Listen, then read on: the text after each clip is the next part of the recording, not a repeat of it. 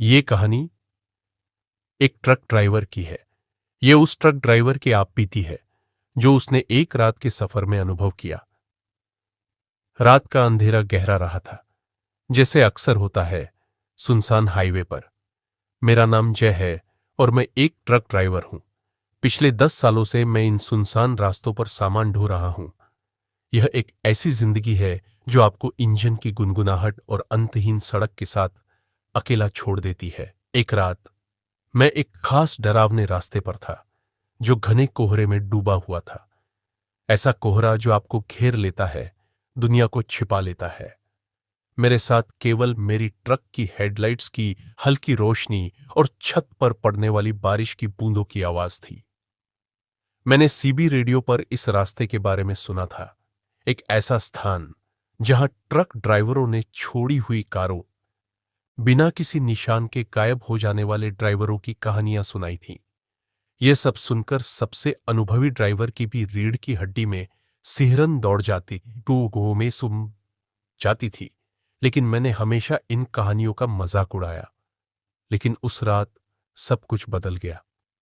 जब मैं टेढ़ी मेढ़ी सड़क पर चल रहा था, कोहरा और घना हो गया, लगभग छूने जैसा। दृश्यता कुछ ही फीट तक सिमट गई और इंजन की गुनगुनाहट एक दबावपूर्ण सन्नाटे में खो गई। हेडलाइट्स की रोशनी कोहरे में विभाजित हो रही थी। अजीब छायाएं बन रही थीं जो रात में भूतों की तरह नाच रही थीं। तभी मैंने उसे देखा, सड़क के किनारे एक आकृति, एक आदमी, या शायद ऐसा ही कुछ, कोहरे में स्थिर खड़ा था। मेरी प्रवृत्ति ने मुझे आगे बढ़ने के लिए कहा, लेकिन मेरी मानवता ने मदद करने की इच्छा जताई। मैंने धीरे धीरे ट्रक रोका और उसके पास गया। वह आदमी अजीब तरह से पीला था और कोहरा उसकी आकृति से चिपक गया था, जैसे कोई भूतिया लबादा। लेकिन जो मुझे सबसे ज्यादा डराया वो थी उसकी आंखें, बड़ी, गोल और काले गड्ढों जैसी। उसका मुंह एक विशाल गुफा की तरह अनियमित तरीके से खुला हुआ था, जो शरीर रचना के नियमों को झुठलाता था। मैं हिचकिचाया और मेरी रीढ़ में एक ठंडक दौड़ गई। कुछ बहुत गलत था। वह आदमी प्राणी हिला नहीं, उसने मेरी उपस्थिति को नहीं माना। वह बस खड़ा था, कोहरे में घूरता हुआ, गले में फंसी हुई गांठ के साथ। मैंने आगे बढ़ने का फैसला किया, लेकिन जैसे ही मैंने इंजन चालू किया, मैंने पीछे मुड़कर उसे देखा। तभी मैंने देखा उसके चेहरे पर एक विकृत भयानक मुस्कान थी। डर ने मुझे घेर लिया और मैंने तेजी से गैस पर पैर रख दिया। उस कोहरे में लिपटी आकृति को पीछे छोड़ दिया। जैसे ही मैं भागा, मैंने रेडियो माइक उठाया और अपनी विचलित करने वाली मुठभेड़ को साथ ही ट्रक ड्राइवरों के साथ साझा करने की कोशिश की। लेकिन मेरी निराशा के लिए एक बार बजने वाले रेडियो तरंगे खामोश थीं। कोई स्थैतिक, कोई आवाज नहीं, बस एक अजीब सन्नाटा जो बाहर के कोहरे से मेल खाता था। सड़क अंतहीन लग रही थी और मैंने ट्रक की गति बढ़ा दी। इंजन की गड़गड़ाहट विरोध में थी। आगे बढ़ने पर भी कोहरा जरा भी कम नहीं हो रहा था। मैंने 100 मील से भी ज्यादा का सफर तय कर लिया था और मुझे यकीन था कि वह खौफनाक चेहरा अब दूर है। मैंने सोचा, शायद अब मैं सुरक्षित हूं। राहत की सांस लेते हुए मैंने दूर एक अकेला पार्किंग स्थल देखा और रुकने का फैसला किया। थकान और डर मुझे जकड़ चुके थे। ट्रक रोककर मैंने पर्दे खींच लिए और खुद को समझाया कि शायद थकान की वजह से ही मैंने वह भयानक चेहरा देखा होगा। लेकिन रात अभी शुरू ही हुई थी। कुछ देर करवटें बदलने के बाद एक अजीब सी बेचैनी ने मुझे जगा दिया। मैंने पर्दे हटाए तो पार्किंग स्थल की रोशनी लंबी, डरावनी सी छायाएं बना रही थी जो कोहरे में नाच रही थीं। तभी मैंने उन्हें फिर देखा, 3 भयानक चेहरे। वे पहरेदारों की तरह खड़े थे। उनकी काली आंखें सीधे मेरे ट्रक पर टिकी हुई थीं। घबराहट में मैंने केबिन की लाइट जलाई। उनकी भयानक सूरतें अब साफ दिखाई दे रही थीं। उनके मुंह पूरी तरह से खुले हुए थे और एक अजीब सी आवाज निकाल रहे थे जो ट्रक की दीवारों से टकराकर गूंज रहा था। केबिन में घुटन होने लगी, मानो कोई बुरी ताकत हवा में घुल गई हो। मैंने इंजन चालू करने की कोशिश की, मानो ट्रक मुझे इस भयानक सपने से दूर ले जा सकेगा। लेकिन कुछ नहीं हुआ। इंजन जवाब नहीं दे रहा था, जैसे वो भी इस डरावने हमले का विरोध कर रहा हो। वे प्राणी मेरी लाचारी भांप गए और धीरे धीरे मेरी तरफ बढ़ने लगे। उनकी हरकतें असहज थीं, मानो वो हवा में तैर रहे हों। उनकी खौफनाक आवाजें और तेज हो गईं। सुनसान पार्किंग स्थल में गूंजती रहीं।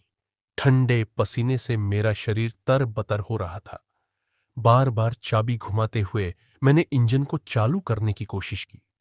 उनकी आवाजें अब चीख में बदल चुकी थीं और वो मेरे करीब आ रहे थे। उनके चेहरों पर भूख का सा भाव था। जैसे ही वे ट्रक तक पहुंचने वाले थे, इंजन एक जोर की आवाज के साथ गरज उठा, मानो किसी ने मेरी प्रार्थना सुन ली हो। मैंने ट्रक को आगे बढ़ाया और उन्हें पीछे छोड़ते हुए तेजी से रफ्तार पकड़ ली। भले ही मैं तेजी से भाग रहा था, लेकिन ये एहसास बना रहा कि वे भौतिक दुनिया के नियमों से परे थे। उनकी भयानक आवाजें दूर तक गूंजती रहीं, जब तक कि शहर की रोशनी क्षितिज पर दिखाई नहीं दी। पीछे मुड़कर देखा तो मेरी रूह कांप गई। वे अमानवीय गति से ट्रक का पीछा कर रहे थे, मानो छायाएं ही मेरा पीछा कर रही हों। जैसे ही मैं शहर की रोशनी के दायरे में पहुंचा, वे अचानक रुक गए। उनके विकृत शरीर शहर के किनारे पर जमे रहे। उनकी आवाजें रात में खो गईं। राहत और डर का मिश्रण मेरे मन में था। कम से कम उनकी एक सीमा थी। मैंने ट्रक को जगमगाती रोशनी वाले इलाके में खड़ा किया, जहां आसपास सभ्यता की हलचल सुनाई दे रही थी। मेरे हाथ कांप रहे थे। मैंने एक बार फिर रेडियो माइक उठाया, किसी से भी मदद की गुहार लगाई, लेकिन जवाब में सिर्फ खामोश रेडियो तरंगे ही मिली। छिटपुट रोशनी के बावजूद वे भयानक चेहरे मेरी यादों में मंडराते रहे। उनकी आवाजें सिरदर्द पैदा करने वाले भनभनाहट की तरह गूंजती रहीं।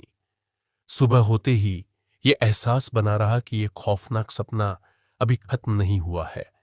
मैंने फिर से सड़क पर कदम रखा। हर छाया, हर कोहरे के टुकड़े को नए सिरे से डर के साथ देखता हुआ शहर की रोशनी धीरे धीरे पीछे छूटती गई और सड़क एक बार फिर सुनसान हो गई। अचानक मेरा रेडियो चालू हुआ। एक साथी ट्रक ड्राइवर की चिंतित आवाज आई, अरे, तुम वहां हो? क्या तुम ठीक हो? मैंने रात की भयानक घटनाओं को जल्दी से बताना शुरू किया। कोहरे में छिपी भयानक आकृतियां, खराब रेडियो और पीछा करने वाले जीव। थोड़ी देर खामोश रहने के बाद रेडियो से डरी और अविश्वास का मिला जुला स्वर आया, तुम अकेले नहीं हो। हम सभी ने ये कहानियां सुनी है, छोड़ी हुई कारों की, कोहरे में छिपे जीवों की, लेकिन हमेशा उन्हें सिर्फ कहानियां ही समझते थे। इस खुलासे से मेरी रीढ़ की हड्डी में सिहरन दौड़ गई। मैं अकेला नहीं था जिसने उन भयानक प्राणियों का सामना किया था। रेडियो पर ट्रक ड्राइवरों की आवाजें गूंजने लगीं। हर कोई अपने अपने अनुभवों को साझा कर रहा था, उन मुठभेड़ों का वर्णन कर रहा था जो उन्होंने इस भयानक रास्ते पर किए थे। कहानियां अलग थीं, लेकिन एक समान धागा उभरा। वे भयानक जीव रात के अंधेरे में सुनसान सड़कों पर घूमते रहते थे। उनकी उत्पत्ति या उद्देश्य कोई नहीं जानता था, लेकिन वे अपने पीछे सिर्फ खौफनाक यादें छोड़ते थे। जैसे जैसे मैं आगे बढ़ता गया, बेचैनी बनी रही। सड़क कभी खत्म होने वाली नहीं लगती थी और कोहरा राजमार्ग के किनारों पर मंडराता रहता था। ये खौफनाक जीव कहीं न कहीं देख रहे होंगे, सही मौके का इंतजार कर रहे होंगे, ऐसा लगता रहा। रेडियो पर ट्रक ड्राइवर इन जीवों से बचने के तरीके बता रहे थे। उन लोगों की कहानियां साझा कर रहे थे जो बिना किसी निशान के गायब हो गए थे। डर साफ महसूस हो रहा था, एक साझा अनुभव जिसने हमें अज्ञात के सामने एकजुट कर दिया था। हर गुजरते मील के साथ शहर की रोशनी एक सुदूर स्मृति बनती जा रही थी। सड़क कोहरे में एक अगम्य रास्ते में बदल गई और रेडियो फिर से खामोश हो गया। मेरी गर्दन के पीछे के बाल खड़े हो गए और मेरे माथे पर ठंडा पसीना आ गया। जब मैं उस परिचित रास्ते के पास पहुंचा जहां मैंने पहली बार उन जीवों को देखा था, तो एक खौफनाक एहसास मुझ पर छा गया। कोहरा और भी घना हो गया, मानो वातावरण भारी हो गया हो। तभी एक भयानक एहसास मुझ पर हावी हो गया। ये सड़क एक लूप थी, एक कभी न खत्म होने वाला चक्र जो यात्रियों को वापस इस भयानक जगह के केंद्र में ले आता था। शहर की रोशनी, रेडियो पर साथियों की बातें, सभी मायाजाल थीं। ये जीव दूरी से नहीं बंधे थे, बल्कि वे समय से बंधे थे, हमेशा इस शापित रास्ते पर यात्रा करने वालों को तंग करते रहते थे। कोहरे में एक भयानक आवाज गूंजी और तभी ट्रक के पीछे की हेडलाइट्स तेज हो गईं। एक और ट्रक कोहरे को चीरता हुआ मेरी तरफ तेजी से बढ़ रहा था। उम्मीद की एक किरण मेरे दिल में जग गई। शायद मैं अकेला नहीं था। शायद कोई दूसरा ट्रक ड्राइवर भी इस भयानक राजमार्ग पर फंस गया था। मैंने हॉर्न बजाया और रेडियो पर चिल्लाया, कोई है? कृपया मेरी मदद करे। थोड़ी देर की खामोशी के बाद रेडियो पर एक कर्कश आवाज गूंजी, मत रुको, ड्राइव करते रहो। ट्रक ड्राइवर की आवाज बेजान और डरी हुई थी, लेकिन जैसे ही दूसरा ट्रक मेरे बराबर आया, मेरा खून जम गया। ड्राइवर की सीट खाली थी। ट्रक खुद ही चल रहा था। हेडलाइट्स घूम रही थीं, जैसे किसी अदृश्य शक्ति के नियंत्रण में हो। एक पल के लिए ट्रक मेरी तरफ मुड़ा। उसकी हेडलाइट्स सीधे मेरी आंखों में चमक रही थीं। फिर वह तेजी से आगे बढ़ गया, कोहरे में लुप्त हो गया। ये और भी भयानक था। मैं अकेला नहीं था, लेकिन शायद ये उससे भी बदतर था। इस भयानक राजमार्ग पर अकेले रहने से तो शायद खो जाना बेहतर था। रेडियो फिर से खामोश हो गया। डर ने मुझे जकड़ लिया, लेकिन हार मानने का समय नहीं था। मैंने ट्रक की रफ्तार बढ़ा दी, कोहरे के घने पर्दे को चीरते हुए आगे बढ़ता रहा। कई घंटे बीत गए। मैं नहीं जानता था कि कब रात खत्म हुई और कब सुबह हुई। समय का कोई मतलब नहीं था, सिर्फ डर और आगे बढ़ने की जुनून बाकी थी। धीरे धीरे कोहरे का घनापन कम होने लगा। मैं आंखों पर यकीन नहीं कर सका। दूर क्षितिज पर एक धुंधली रोशनी चमक रही थी, शायद शहर की रोशनी। उम्मीद की एक लहर मेरे शरीर में दौड़ गई। मैंने ट्रक को और भी तेज रफ्तार से चलाया। जैसे जैसे मैं करीब जाता रहा, रोशनी स्पष्ट होती गई। हां, यह एक शहर था। आखिरकार मैं उस शापित राजमार्ग से बाहर निकलने में कामयाब रहा था। ट्रक को खड़ा करके मैं कुछ देर के लिए बाहर खड़ा रहा, ठंडी हवा श्वास में भरता हुआ। मैं जिंदा था। उस अनुभव ने मुझे हमेशा के लिए बदल दिया। मैं अब भी ट्रक चलाता हूं, लेकिन अब मैं हर रात नहीं चलता। मैं अपना रास्ता चुनता हूं, भयानक कहानियों वाले रास्तों से दूर रहता हूं। हालांकि कभी-कभी देर रात को रेडियो पर अन्य ट्रक ड्राइवरों की आवाजें सुनाई देती हैं, इसी तरह के अनुभवों को साझा करते हुए। उनकी आवाजों में हमेशा एक डर का साया रहता है, एक भयानक खामोशी की चेतावनी जो उस भयानक राजमार्ग के रहस्य को छिपाती है। उन रेडियो संदेशों को सुनने के बाद मैंने खुद को ट्रक ड्राइवरों के एक अनौपचारिक समूह से जुड़ लिया। हम एक दूसरे को खतरनाक रास्तों के बारे में चेतावनियां देते थे, खासकर उस भयानक हाईवे के बारे में जहां मेरा सामना उन भयानक प्राणियों से हुआ था। हमने कोड वर्ड, रास्तों के नक्शे और यहां तक कि अजीबोगरीब अनुष्ठान, जिनका वास्तव में काम करता था या नहीं ये कोई नहीं जानता था, भी साझा किए ताकि उन अदृश्य खतरों से बचा जा सके। कुछ सालों बाद एक नया ट्रक ड्राइवर समूह में शामिल हुआ। वह युवा और उत्साह से भरा था, उन कहानियों को सिर्फ डरावनी कहानियां मानता था। एक रात रेडियो पर उसकी आवाज सुनाई दी, घबराहट से कांपती हुई। वह उसी हाईवे पर था, कोहरे में फंसा हुआ था। उसने उन भयानक प्राणियों को देखा था और मदद के लिए पुकार रहा था। हम उसे भागने के लिए चिल्लाए, खास कोड वर्ड का इस्तेमाल किया, लेकिन जवाब में सिर्फ खामोशी आई। फिर एक भयानक चीख और रेडियो से तेज कर्कश चीखें सुनाई दी। उसके बाद खामोशी। उस रात के बाद हमने उस ट्रक ड्राइवर को कभी नहीं सुना। उसकी कहानी एक खौफनाक चेतावनी के रूप में हमारे दिमाग में अंकित हो गई। यह घटना ने मुझे और भी सतर्क कर दिया। मैंने कसम खाई कि मैं उस हाईवे के 100 मील के दायरे में भी नहीं जाऊंगा। सालों बीत गए और धीरे धीरे वे यादें कुछ फीकी पड़ गईं। एक रात रेडियो पर एक नई आवाज सुनाई दी। यह एक महिला ट्रक ड्राइवर थी। उसकी आवाज डरी हुई थी। वह उसी हाईवे पर फंसी हुई थी। उसने उन भयानक प्राणियों का वर्णन किया, उनके विकृत चेहरे और अजीब आवाजों का। लेकिन कुछ अलग था। उसने बताया कि वे एक नाम पुकार रहे थे, मेरा नाम। मेरे हाथ पांव ठंडे पड़ गए। क्या वे मुझे ढूंढ रहे थे? क्या वे किसी तरह मुझसे जुड़े हुए थे?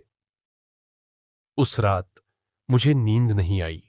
सुबह होते ही मैंने अपना सारा सामान समेट लिया और एक नए शहर में जाने का फैसला किया। दूर, उस हाईवे से जितना हो सके उतना दूर। शायद मैं उनसे कभी नहीं बच पाऊंगा।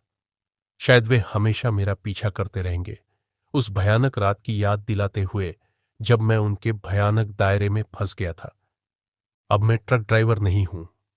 मैं एक छोटे से शहर में एक शांत जिंदगी जीता हूं, लेकिन रेडियो पर कभी कभी देर रात आने वाली उन भयानक आवाजें मुझे याद दिलाती रहती हैं कि वे शायद अभी भी वहीं हैं, उस भयानक हाईवे पर घूम रहे हैं, इंतजार कर रहे हैं कि कोई न कोई भटक कर उनकी दुनिया में आ जाए। सालों बाद उस छोटे शहर में रहते हुए एक अजीब सी बेचैनी ने मुझे जकड़ लिया। रेडियो पर देर रात आने वाली आवाजें कम हो गई थीं। शायद ट्रक ड्राइवर उस हाईवे से बचने का रास्ता ढूंढ चुके थे, या फिर शायद कुछ और ही हुआ था। एक रात तेज बारिश हो रही थी। बिजली कट गई और मेरा छोटा सा अपार्टमेंट अंधेरे में डूब गया। अचानक मैंने खिड़की के बाहर एक लाल रंग की चमक देखी। बिजली का चमकना समझ यह मैंने दरवाजा खोला।